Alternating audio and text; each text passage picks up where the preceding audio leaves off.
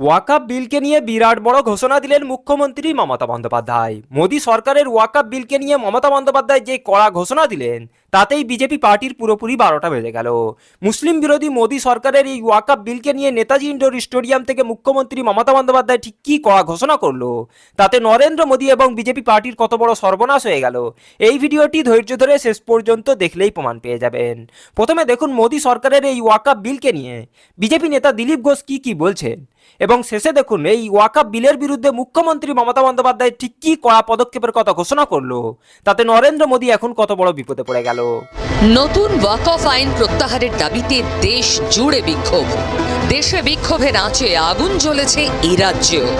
বুধবার নেতাজি ইন্ডোর স্টেডিয়ামে জৈন সম্প্রদায়ের অনুষ্ঠানে সংখ্যালঘু সম্প্রদায়ের ত্রাতা তিনি খোলাখুলি বুঝিয়ে দেন মুখ্যমন্ত্রী মমতা বন্দ্যোপাধ্যায়। সেই সঙ্গে রাজ্যে ওয়াকফ সম্পত্তি নিয়ে মুসলিমদের আশ্বাসও দেন। ওয়াকফ সম্পত্তি যেটা লুট হচ্ছে, কবজা করেছে মমতা ব্যানার্জির মুসলিম নেতারা, সেই ওয়াকফ সম্পত্তি ছেড়ে দিতে হবে, তাই বিরোধিতা। 370 ধারা হাঁটা বাস্তবায়ন বলেছেন, আমি বিরোধ করেছেন, কি করতে পেরেছেন? 3 তালাক ঘটে গেল, কি করতে পেরেছেন? সিএ আইন লাগু হয়ে গেল, কি করতে পেরেছেন? সেরকম ওয়াকফ যে সংশোধনী বিল পাস হয়ে আইন হয়ে গেছে, উনি কিচ্ছু করতে পারবেন না।